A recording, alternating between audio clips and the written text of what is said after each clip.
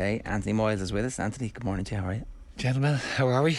Not much to talk about. No. Quiet I don't know weekend. how we're going to fill this slot, to be honest. You're a bit hoarse. Do you want to tell us about your exploits over the weekend? Embellishing your credentials for the Meath job, I hear. Oh, Jesus, I don't know about that. No, I'm helping Leo Turley, who's the former Laois star, and my brother are actually aiming out with Kilbride local team. I went to school in Kilbride Primary School, so they won the league final yesterday. Right, great. Yeah. So great win for them, great win for the parish, as they say. So one guy remarked to me, I think it was his 10th final that he was been in for the last, I think, 7 or 8 years, and that's the first one he's won. So, right. Good monkey off their back. Look, so, and hence the hoarseness. That's why this matters. That's why this whole thing matters. Torrential rain. Absolutely. Like, it was biblical yesterday. It was actually, like, I mean, I watched the games and how difficult it was to hold the ball, you know, because it just kept coming down. You know, it just makes the game, it makes it extremely tricky. Of course, it changes the games completely as well. Yeah. But, like, I mean, to be, you know, you can't really see it from the TV.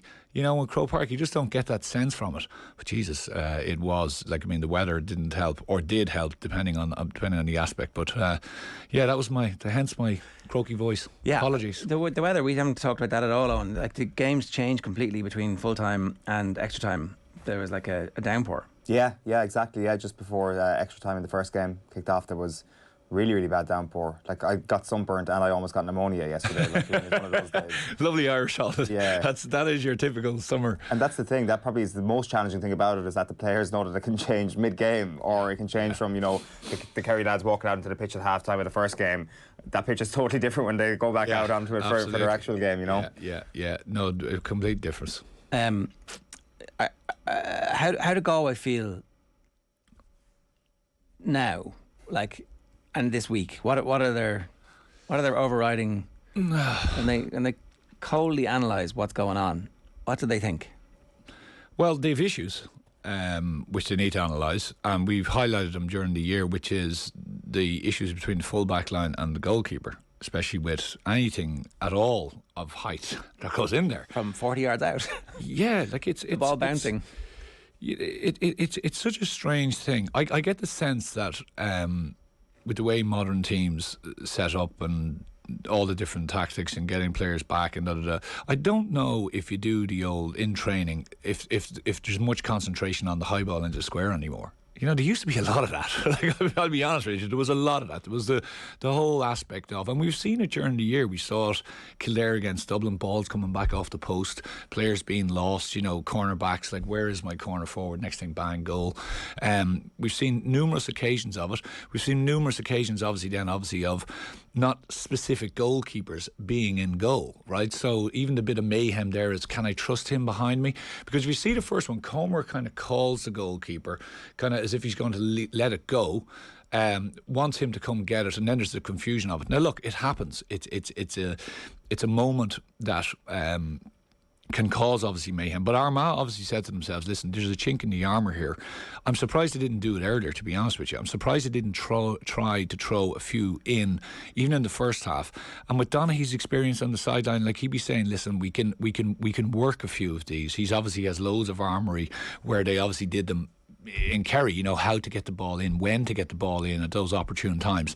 So, but you could see the absolute pandemonium in the Galway defence when the ball went in. Like, whatever about the first one, then the second one was just just brain farts all over the place. Like, I mean, guys, just the goalkeeper gets it, he should have kicked it into the stand, and instead tries to hand pass it out with a guy with his back to him. It gets spilled, and you know, apart from the equaliser, then I'm thinking to myself and saying, that's Galway done.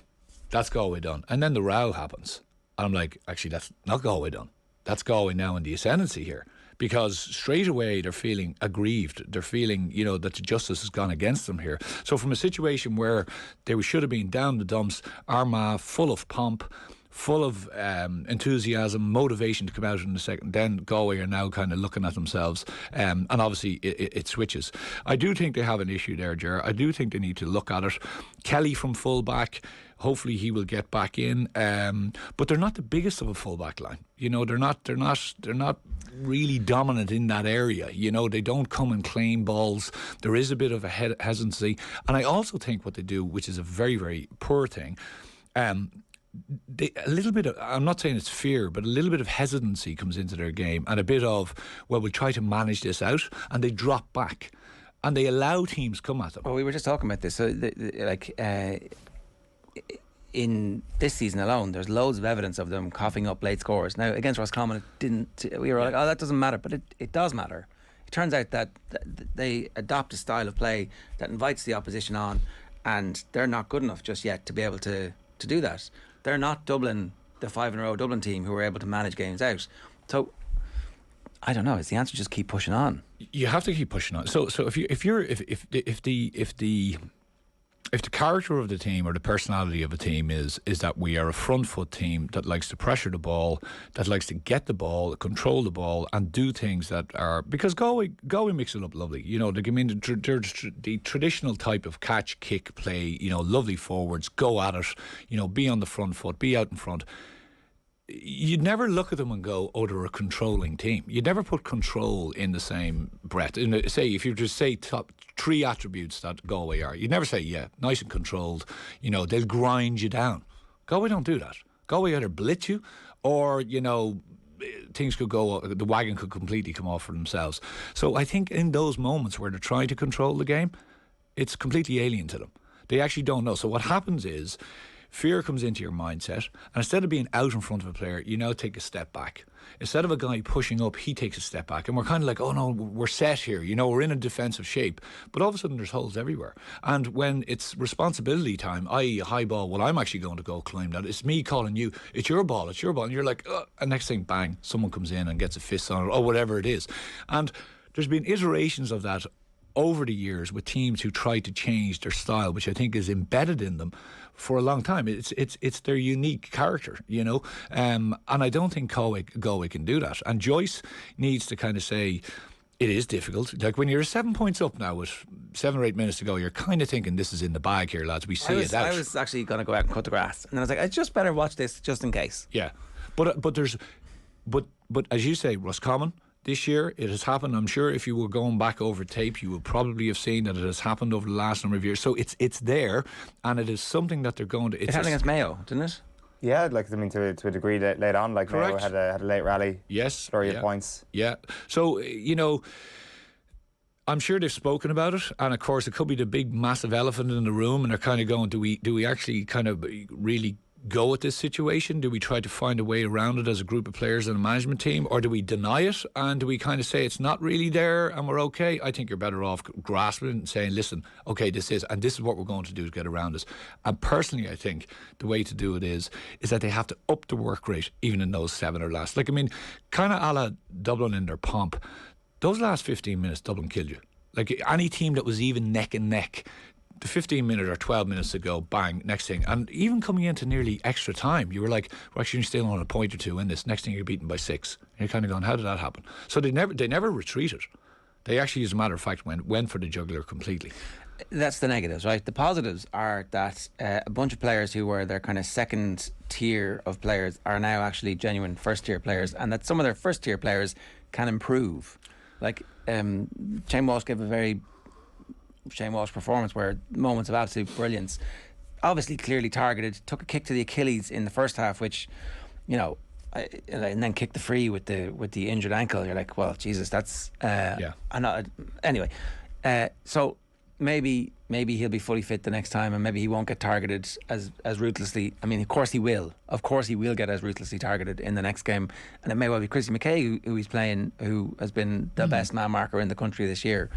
So I don't know if there's much room for improvement from him, but like, will they get more from their more marquee players? And then are they also very confident about the fact that they've come through the ultimate street fight?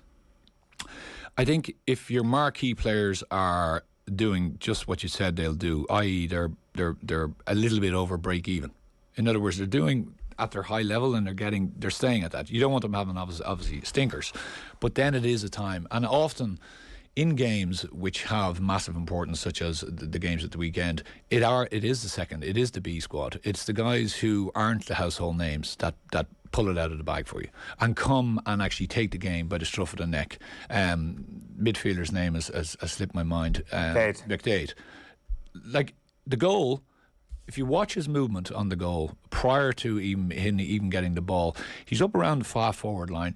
He's kind of sneaking in the back. He's kind of seeing if this breaks down or if I get a ball in the side. So he's already thinking about it. One of the Armagh players goes back and tags him. So he comes back around through the centre. The ball comes over to the left-hand side and then he's gone. And you can see the Armagh number 4 after the goal. See him putting his hands on his head because he just let him go. He just took his eye off for a sec. So he never doubted himself, ever. He said to himself, this is going to come back into me. The finish was top-notch. And the score after it was just like, that's a guy who's full of confidence, well able to, because he actually has his hand up for ages going, give me the ball, gets it, only has one thing in his mind, because you're thinking he's going to shift this on. There's 2 Armagh players around him. He goes around, I can't remember the last guy, I think Jamar Hall, sticks it over the bar with the right foot. But what you're looking at is, you're looking at fellas at those moments, Ger, all of those guys have to step up, and they did. Tierney, different guys stood up and said, no, actually I'll take the mantle on. So I've often, not that I've questioned Galway's steel or their character, but over the last number of years there has always been, I think, an over-reliance on the three amigos, shall we say, right? The Comer, Conroy and Walsh. And there's always been this thing of, well, if you stop them, you should be in the game. But yesterday... Or if they're injured, we have an excuse. Correct. Yeah, there has. And then it was always kind of, we're going to solidify the defence, which Kevin Walsh tried, and then once we get the ball up to the boys, they'll do what they always do. Now, the thing was that if you put an X on one of those... They were screwed. You pretty much won the game. Now they've fellas who have the ability, obviously the confidence, and they have the desire now to win games for them. So, but their steal yesterday was phenomenal. Now, what do I mean by steal? Well, the sucker punches of the goals, right, and then the equaliser. I don't know how they would have been in extra time if the row didn't happen. I don't know where their mindset would have been. But Armagh, I don't think Armagh helped themselves at all. How did the initiative back to Galway? I think so. And I think when Galway went in, as I said, they felt aggrieved. You saw Kelly with the incident. You can imagine the dressing room. They were hopping off each other to get out there and prove a point again. So from a dressing room which would have been like desolation, heads down, it would have looked like just fellas buried all over the place. It now was a dressing room where you can imagine guys were going around hitting each other in the chest saying, we're not going to let this happen today. So their steel, their ability to go, even in that kind of time in the second half where, Armagh looked like they were coming back. I never felt, I thought Galway in full time should have won the game and should have won it well. But there's definitely... it's amazing when you look at that side of the draw, because I think if one or two of those teams had been in the other side of the draw, I think Kerry would have been in trouble from the performance yesterday, and maybe not Dublin as well. Like, I think the two boys should be sitting back saying, thank Jesus for the draw and how it went this year, because, Derry Galway Armagh was just, and no one wants to get Derry at this stage. No, nobody wants to get Derry. We were saying that both Dublin and Kerry will be cheering Galway on, going, we can deal with that. With Derry, we're just not sure what'll happen. There's an unbelievable, like, every single player in that Derry team is playing with 100% knowledge of their role, 100% knowledge of their role within the team, and 100% confidence that they can actually change their role, which is so scary. They're not pigeonholed into, I am a cornerback who runs to a certain point and then I hand it off. I am a this who goes there. Every single one of them are doing something different every single game, and you're kind of going, geez, I didn't realise he had that. Like, McInnes comes up yesterday. Now, we saw it in the Ulster Championship, but he gets onto the ball, he shoulders the Clare man out of the way, sticks it in the back of the net, and just watch him. He's straight back, he's organising the defence. They all talk to each other. The communication is unbelievable. There's never any sense of panic in their defence. There's never a sense of panic. There's never that sense of panic that you saw with Galway. There's just unbelievable control. They're so tactically aware. They're so aware of, as I said, their own job and each other's job, that they're so easy to pass players on. You see Conor Glass, no, I'm on this guy, no, you come here, you take him, I move over here.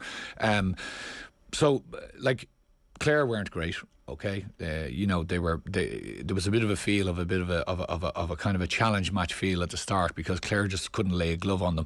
But was that because of Derry's width and speed, or was it just Clare's just weren't at the pitch of it? But they're ruthless. They did a job and they needed to do it. Could they have kicked on and got even more scores? Absolutely. And the thing is, we'll be accused of overrating their performance against a Clare team who are a Division 2 team, but they've done this against Division 1 teams. They did it against the All-Ireland champions in an Ulster Championship tie. Granted, Tyrone weren't having the best season, but they were able to do exactly the same thing. Like, So I think Derry are real contenders at this point. Michael Casey says, Killian McDaid has been outstanding all year, lads. He's no B player, as you say. He's a big unit and is having a fantastic year. That wasn't the point. We weren't saying he was a B player. We were saying that there's that top tier of Galway footballers who the expectation level is at. But if that next tier come through and start doing what McDaid did, for example, yesterday, then that's a massive surge forward for them, where suddenly he's one of those players. James O'Donoghue has been talking on the football pod about Croke Park players. If he's a Croke Park player, then that's a game changer. And Galway absolutely. Galway have two things: flakiness and arrogance. And it's mad that these two things coexist the way they do, kind of split personality. But when the arrogance clicks on, we've seen what you scratch the Galway footballers, and they all believe they're the best footballers in the country. And they have had teams who come and just get to Croke Park and go, yeah, we can kick points from the touchline. We can kick points from the halfway line. We can score the greatest goal that's ever been seen in Croke Park. No big deal. Well, 01, you go back to the 01 team, they had their marquee, they had, Donnellan, they had those big players, Joyce and Savage, but then they had an unbelievable backup support. Yeah. An unbelievable backup support, who went and won those games for them, by the way. Because most teams had enough players to, as I say, put an X on the main guy. So you say, right, just make sure that, Donnellan, I remember in that All-Ireland final, there was a lot of concentration from us of obviously stopping him. But then there's fellas popping up everywhere, so you can't close all the, stop all the gaps. And that's what yesterday showed for me, that they have that ability now. And I think the last number of years, they didn't really have that. Now, it's not that the personnel has changed much, but I think the attitude and the confidence has changed much, that these guys are willing to take it on, willing to take the shots, willing to back themselves. Because some of the scores that they got yesterday, even around that 45 to 60 minute period, they weren't easy scores. They weren't handy scores. They were outside of the right boot. They were on the run. There was lots of Armagh players. They were good scores. Yeah. They were scores that Mayo couldn't execute. Yeah. That they executed, so as I say, it was all scores under pressure, and that's by the way, that's backing yourself. That's not looking, where's Shane Walsh? Where's Coleman? I have to hand the ball over to him. No, I'm going to do this myself. So that's not a slight at all, as we said on them, but it just means that they're much more equipped. I think in the last couple of years. Okay, and I haven't asked you this yet. What's the truth about Kerry? Where are Kerry? I think that they were poor yesterday, weren't they? I think it was a 6 out of 10 performance, and they still won pulling up, which is very, very encouraging. I wouldn't be overly worried about, that performance manifesting itself against Dublin. I think that they will be absolutely on it for Dublin. I think it's this semi-final weekend. This is going to be absolutely fantastic stuff. The toss of a coin really between both of these games, you suggest, and I think that's going to be the case for Kerry Dublin. If Conor O'Callaghan doesn't play, though, Kerry win. I think would probably be how the you don't forecast think he is will be. going to play? I think just because we're in such a small season and the recovery time is so short, you'd even have worries about Clifford hobbling off yesterday, making that game. Con didn't even play, so you'd have a greater concern about him potentially making that game. And I think that Dublin absolutely need their forwards on the pitch to try and cause Kerry any sort of problems, because they're just not giving up chances at the moment. And I think that's the most encouraging thing from their perspective. There's also loads of other mini storylines around Kerry yesterday, like David Moran playing 80 minutes, out of nowhere. That was the big talking point beforehand, was no Adrian Spillane, no Jack Barry, middle third is threadbare. All of a sudden, David Moran, you're not going to get 80 minutes out of him, so he's going to be coming off after 50 minutes, and then all of a sudden it's half an hour into the legs of Joe O'Connor, Stefan Cunbar, and David Moran just plays the full game and plays really well, and that's a really important element of it all. And Paul Ganey had a glittering year, actually, despite the fact that late in the league it looked like his place was going to be lost to Tony Brosnan. So I wouldn't be buying the whole, if anybody's playing down Kerry's chances too much on the back of yesterday. They weren't great, but they won pulling up while not being great. Against a Division 1 team, right? The Dubs beat Cork handy, but I think Kerry beat Mayo handier in a way. I think when they wanted to just put the foot on the throttle, they did. When they wanted to show that extra class and just step inside and make sure of a score, or potentially look to open them up, they could do it. So it's a strange one. It looked like a challenge game. We're kind of focusing everything and kind of gauging everything against the Armagh Galway game, which is a very hard thing to do, because the pitch of that was unbelievable. The excitement, the ferocity of it, the intensity of it. So the stadium emptied out. The stadium emptied out. The sound level just went. And there was the old. You could hear the seagulls going around again, and I was like, oh, here we go. This is just shocking bad. the fair on the pitch didn't help it now, to be honest with you. Because I honestly, I was kind of looking. There wasn't the same intensity levels. There definitely wasn't. I thought it was going to ignite at some stage. There just wasn't. Kerry just managed the situation. I think the Kerry defence was solid again. You know, they didn't, bar the Kevin McLaughlin chance, they didn't really give up a goal opportunity. Again, Morley doing the +1. Very, very solid, really good coming forward. Like, you know, a lot of attacking prowess, obviously, from O'Sullivan and White and the rest of O'Buglig. But I thought their forward line was completely all over the place. You know, The plan was, anyway, that in the first quarter of the game, like just the long direct balls into Clifford repetitively. You know, and I'm kind of going, like, should he have played Clifford? You know, like, you know, for me, I'm kind of going, if he wasn't 100% right, well, then you're kind of going, no, because it completely takes. And then if you are going to play him, why kick him in these really horrible hanging balls up in the air that a defender can attack and really come through the back of you? You know, well, give him nice little dainty balls out in front that he can get, and he can shift them on if he wants or take them on. But I was kind of looking, going, it was nearly like they were trying to prove his fitness. Like, it was a really weird thing. And you know, I think they would have had enough for Mayo, and I really think if he's gone for the semi-final, I think it was a bit of a bad judgment error. I think they should have held him back and given him the extra bit of time, because we questioned it last week with Mayo. Ultimately, it came back again to have Mayo, the forwards up front, to kick the scores, and they didn't. As soon as they lost a couple of more lads, you were really struggling. You were going into the depths of the panel, and you can only, like, teams will say, well, it doesn't really matter who gets the scores. Well, it does matter who gets the scores, because if you're attacking from a defence, and the likes of Keegan or those guys are coming with the ball on a second wave or a third wave. So in other words, the Kerry defence is already set. It's going to be very, very difficult to get a goal from that situation. Someone in your defence has to make a mistake, or something unbelievably good has to happen. But if you have the forwards up front who can win a ball, turn, quick pass, whatever, take them on, just like the Clifford goal, for example, well, now you're in a different situation. So in other words, it can be quick ball up front and let that forward do his thing. It's not a wave. It's not a kind of a, you know, this is a 1-against-1 situation, or 1-against-2, or 2-against-2, and anything can happen, and there's that sense of danger. And when you look at it, and I'll go back to the Derry situation for a second, Derry did not have to deal with inside forwards at all against Clare. Right, Derry will have to deal with that now against Galway. So Derry kind of changed their style yesterday, and they put much more fellas forwards up the pitch, and they kind of took chances against Clare. I'd say rightly they were probably saying to themselves, we have enough for Clare, so we're going to slightly change things. We're going to put more fellas up front. In fairness, Rory Gallagher explained in detail that they'd played them a couple of times. They knew that there was going to be issues around midfield for them, so they just pushed everybody up, and there was no point. And Clare were going to play with a man withdrawn, so they would have had a spare man at the back marking nobody. They just pushed him up, and it was game over from the get-go. Game over, exactly. And they didn't have to worry about Longo in behind. So all they did was, again, they just made sure that everything was there. They didn't have to worry about anything in behind. They will not have that the next day. So that's going to be, again, a different kind of challenge for them, as in how in Croke Park, all of a sudden now the pitch gets a lot bigger. Okay, but going back to Kerry Mayo, I like Paddy Clifford. I haven't seen Paddy Clifford as bad in a long time. Jeez, I was kind of looking for it. You know, I don't think he touched the ball for the first 14 minutes of the game. Like, I was looking, going, where is he? Like, where is he actually on the pitch? And I was saying to myself, okay, he's definitely being tagged by Keegan, but then it wasn't really Keegan was getting on the ball. I thought Moynihan is okay, but he doesn't really, he buzzes around a lot, but he wasn't really doing a whole pile. Gainey was good, you know, and I think he held it. Stephen O'Brien did as usual, but there's definitely something. I was kind of saying to myself, Jesus, Kerry, and is it that, what was it, 12 weeks? Is it that long duration of time where you're just bouncing balls off against each other, and you're trying to find challenge matches, and you're just not at it, you know, you're just not at it, and you could see by them that they just weren't at it.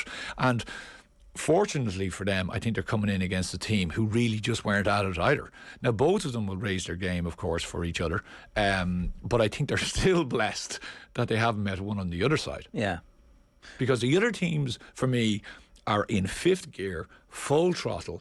Everyone knows what they're doing. There's cuts and bruises, there's bandages all over, whereas the other lads are kind of coming in. It's kind of, I can't remember that Rocky movie, but they're coming in, they're getting massaged, they're kind of taking the old robe off, they're ready to go, whereas the other lads are half dead, you know, but they're battle hardened, you know. Well, it'll be interesting to see when the final happens, if this semi-final between Dublin and Kerry is enough to get the two of them up to the pitch, because whoever wins that game is going to automatically be favourites.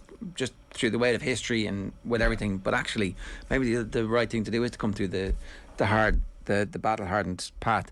Owen thinks Clifford's out, right? That's what he thinks. He's going to miss the semi-final. Sorry, not Clifford. Con. Owen thinks Con's out. O'Callaghan. Definitely, the buzzer was going off there again. Sorry, it's the Yarra buzzer. No, he doesn't think Clifford's out. He thinks Clifford's going to play. Yeah. He thinks Clifford's going to play, but Con won't. Does that shift the game automatically in Kerry's favour? I think Con and James McCarthy are two enormous losses. So there are 2 out of your 5 or 6. Like if you're writing down the team tomorrow as Desi Fry, you're normally jotting those 2 guys down, and Fenton and a few others, and you're saying, right, that's my spine. And now there's 2 gone. And I really don't care who I thought Dublin up front looked light. I thought Costello was poor his first game all year where he wasn't great. I think Cork had enough to do man marking jobs in certain fellas. And they put it up to them for a period of time. I think again they were prone to bad frees against Kerry. Remember, fouling very, very stupidly in those just frantic fouls in that kind of D area. And again, they got caught again with that. Being over enthusiastic and like Rock kicked to whatever, 10 frees or 10 points, 9 frees. Yeah. So they looked hit and miss, Dublin. They looked, kind of caught between, are we running, are we kicking, are we really intense levels? This is their All-Ireland quarter-final. This is their performance. This is what they do. They just win the game early. They realise, okay, there's no threats here that we're going to be in any significant danger over the course of the game. We'll just do the percentage thing the whole way through. And so I don't know the truth about them, but those missing players are absolutely key. They're massive. And I think also the fact of Dublin love goals. I was kind of laughing with Palom. I was saying they seem to practice their point kicking against Meath, their goal kicking against Kildare, and then a bit of maybe just yesterday was just kind of let's go back with obviously our kick point. But I think they're going to struggle for goals against Kerry. They will if the Kerry defence continue to do what they're able to do, and if O'Callaghan is not there, because what O'Callaghan does provide them is he provides them that straight ball, that long ball where he can just go up, cause mayhem, grab it, and bring fellas in. They don't really have that. Dean Rock's not going to necessarily give it that. Costello's not going to get. Costello's buzzing around the edge, looking for those little loopy passes. Paddy Small was okay, but I don't think he's not Con O'Callaghan. Okay, so that fulcrum right there of the get out of jail, the long ball if required, the quick kick out from Comerford, turn, bang, straight ball into it. That's not there anymore, and that's the type of thing that I think you need to do to unlock that Kerry defence. I think once that Kerry defence is set now, a la Derry, they're very, very safe in their own knowledge. They're very, very safe. They know exactly where they're going, and they're not giving up those chances too handy. So I think Dublin will struggle. So it's going to be, what will Kerry get at the far end against the Dublin defence? And I thought Merchant had a tough time against Hurley. I'm not convinced. Cooper did well as that sweeper, but again, it's a Division 2 team. Yeah. It hasn't got the prowess, obviously, of the Kerry forwards. Just on that, there was definitely a couple of moments in the second half of the Mayo game yesterday where you're like, where's Morley? He was excellent yesterday, but there is a possibility that Dublin can drag him out of position. I think there was just a couple of occasions yesterday where it looked like Mayo had achieved that. And also, we talk about goalkeepers under the high ball. Like Shane Ryan under the high ball has been something that's given Kerry fans very, very big palpitations because of his temptation to punch the ball rather than catch the ball, and that's a recurring habit that happens. So Con is doubly important on that front, given the direct option he gives. I'd put it to you: is Con O'Callaghan more important to Dublin than David Clifford is to Kerry? He possibly is. I think that's it's. The importance of that question or otherwise goes missing because of the hype around Clifford, and also that O'Callaghan has been a cog in the wheel of this superpower over the last number of years. But I think when you remove him out, I think they become a much lesser team than when he's in. Now that's a very obvious, but he gives you everything that they don't. If you look over the last number of years, when they have needed that powerhouse and that option of a goal, just someone who's just going to get a goal, he's just going to get the ball, he's going to go right at you, he's going to fire you away, and he's going to stick it in the back of the net, because he doesn't go for handy points, he doesn't tip them over the bar. His ruthlessness in there and his directness and everything about him, his strength and just gives you everything. And you can see Kilkenny then doesn't have to do that, if you get me. You know, Kilkenny and the rest of them, they can kind of go, he'll look after that, we can do our thing. But I think when he's missing, someone else has to step up, and they do have to slightly change, you know, to accommodate other kind of styles. So he quite possibly is on. But like, it definitely, it's you know, whether both of them start or both of them don't start, whoever, if Con is gone, it's you would have to think that it's advantage Kerry, for me. Yeah, hard to disagree with that. Kerry are slight favourites with the bookmakers, and Derry are slight favourites with the bookmakers as things stand. So we're headed for a Kerry-Derry All-Ireland final, according to the bookies. Yeah, like, I mean, I still think Derry have done an amazing job. Gallagher will do well now to bring them down after this game. You know, I heard McGuigan being interviewed after, and he was kind of saying, people were kind of saying stuff about their forward unit. I don't know who was saying that, but anyway, he was kind of saying. Darragh Shea was saying, wasn't he? That they wouldn't be able to win like this. There was definitely was there? There was definitely talk out there that Derry. Yeah. I think, did Spillane not have a go? That this is terrible football. The usual. Yeah, the usual. So yeah. So everyone plays with 14 men behind the ball. But anyway, you know. But that's, look, we know that argument. But so I don't think anyone, but certainly we never questioned their forward prowess. They have enough to really hurt you. But it is a different game for them. I don't think they have come across, because look at the games they've played, right? So they've played obviously an awful lot of Ulster teams. They haven't met a team yesterday or thus far who have that forward capability as Galway, who have the guys who can kick points, who have the opportunity to go early, go hard, who have the guys who will stay inside. They'll play 2 to 3 up, and they'll say, right, we're going to. Now, do they have the backs? But it takes it completely. Does Rodgers end up going back in full back properly? So does he go in there beside Chrissy McCaig? Absolutely. But now they're going to do defending. Now they can do it, but they're not just like, look at Donegal. Once McCaig put a kind of an X on McBurty, they were kind of saying, we're set here. You know, even when Murphy came in, Rodgers picked up Murphy. There wasn't a whole pile.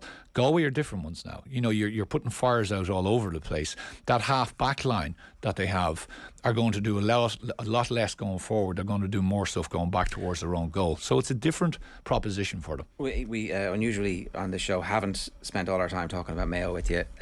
Is that Mayo team finished? Is that the end of the road for this like, I'm saying, that golden generation?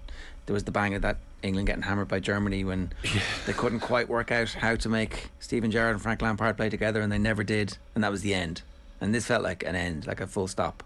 It's funny, you know, we spoke about the atmosphere of the game earlier on. You know, I wasn't at the game, but I just even just watching the body language of the players after it looks like it was.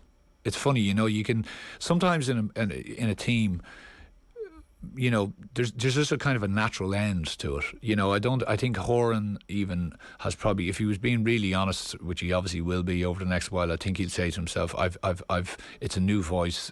I've done it as much as I can. I think they were always struggling a bit this year. You know, they were always kind of, there was injuries, there was different stuff, and that's all fine. But I just don't think the energy was in the team. They did not seem to be the same type of a unit. As I said, after the game, I could see a lot of abject faces. There was no one really. It was kind of like, yeah, okay, it's about time someone just put a bullet in us. I got that sense. There was a moment in the second half where Cillian O'Connor was trying to score a point, and it was like leaking off horribly to the left, and Diarmid runs as fast as he can to try and get it in.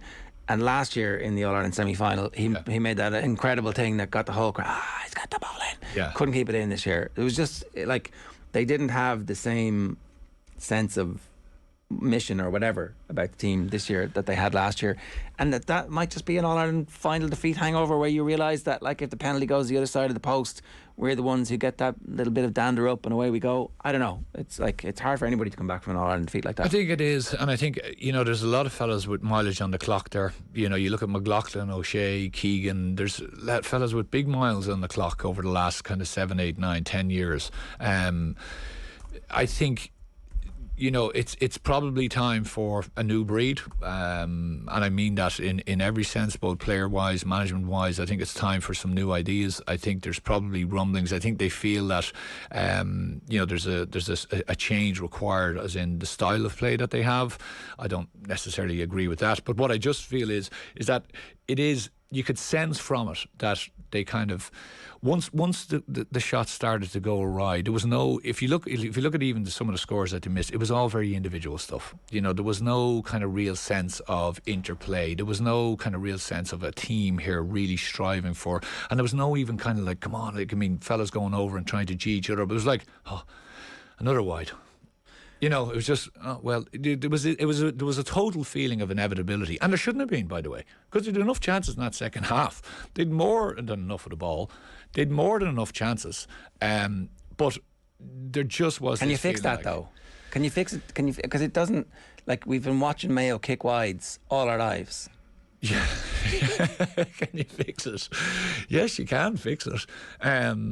But, and this is not an excuse, but you have to get the forwards on the field who can kick. Like, there's not, again, if you're sitting down there and you're the Kerry management or whoever it is, and you're looking at the 6 forwards who start, you're kind of saying, right, once we take this one out, are we going to see the scores coming from elsewhere? We might get a couple chipped in here or there, but you're kind of saying, yeah, we're happy enough here. And to have, I go back to what we discussed a couple of weeks ago, to have, when you have 6 or 8 players back like Kerry have, you need fellas who are going to take risks. You need fellas who are going to run hard, do something, but then also have the ability to score. And Kerry were quite happy to have them out there, taking their shots. Because they weren't going to kick 22 points to beat them. Absolutely not. So Andy Moyles had a brilliant introductory to his first year in inter-county management. Is he the natural successor, and does it happen now? Is it too soon? Or because he might be able to come in and convince those lads who are the old soldiers to go one more time, but also use them as subs, and suddenly you've depth. Yeah, he might. Yeah, absolutely. Is it that he's too close to those guys over the last year, and relationships, and it's a hard thing to do. You're going in and maybe you're dropping your buddy, so you need fellas who are going to buy into all that, and all of those guys would have to say, yeah, I've no problem sitting on the bench for 65 minutes every match and coming on for the last 5 or 10. They might do it for him in a way they wouldn't do it for somebody else. They might, absolutely. And do those guys still have it in the tank? Absolutely. They take a break now, they could come back and get reinvigorated. I'm not so sure about what's coming through. There wasn't anything really standing out at me. I think a lot of people have bemoaned the forwards, but I haven't really seen a massive amount. The defence has been solid, but they're still very reliant on the likes of Keegan, to come up. And even yesterday, he took a few shots at the outside of the boot. Sometimes they go over and all of a sudden the crowd, in a couple of few, just don't go. Yeah. They look great when they do. And when they don't, it's kind of like it just peters out, And that's I think the whole performance and their whole year was just, it was kind of like, it was symbolic of that. It just petered out. Yeah. And I think then James's reign, James is not a very kind of... he's not an excitable type of fella. In other words, he's very measured, and he'd be measured when he wins and he's measured when he loses. But I think if he probably sits back, he says to himself, you know what, I'm probably there. It was a hard, because I can imagine the year they've had when you have different knocks coming at you. And Mayo people, and they're down there, and there's a lot of stuff going on about finances and everything else. We won't even go there, but there's a lot of darts being thrown. And I'd say he looked even tired to me yesterday. He looked like a fella who was just saying, I've had enough of this. Yeah, I can see. I think he's been brilliant for Mayo. I think he was in charge for the team that put it up to Dublin, who were the greatest team of all time. We have to give them credit for that. So if he decides to go, he'll be a big loss. But there is, for the first time, I think, a live candidate to come in and go and invigorate everybody and get that crowd back, because it seemed like for whatever reason there was just a bit of a disconnect between them. Anthony, good stuff. Thanks a million. Cheers.